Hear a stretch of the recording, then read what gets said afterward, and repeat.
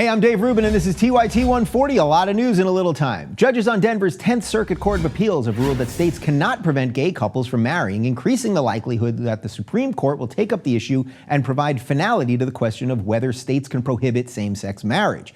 This latest ruling marks a turning point as it comes from the highest court yet to overturn a state same-sex marriage ban. In a sign gay rights supporters are calling encouraging, Supreme Court Chief Justice John Roberts said the court would be willing to take up the case, but only if, quote, we don't have to miss this season's finale of RuPaul's Drag Race.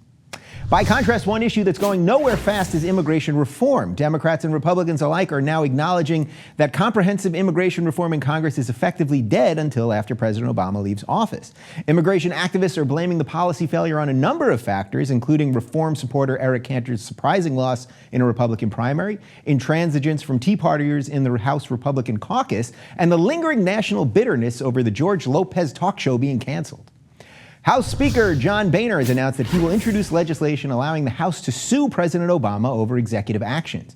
Republicans have been critical of the president's executive decisions on immigration, the minimum wage, and carbon emissions. At a press conference, Boehner bristled when asked whether the lawsuit was a transparent ploy to rally the Republican base leading up to the midterm elections, telling a reporter, quote, no, you're thinking of Benghazi.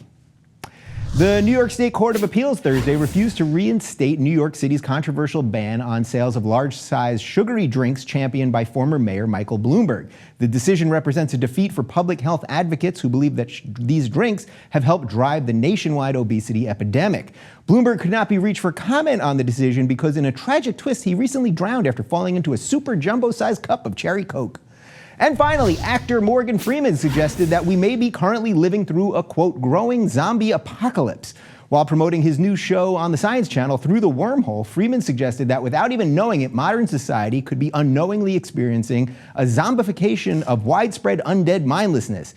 After his comments caused an uproar, the actor apologized, saying he had been quoted out of context and had not intended any slight against congressional Republicans. I'm Dave Rubin. Follow us on Twitter at TYT140 and suggest stories using hashtag TYT140. We'll see you tomorrow.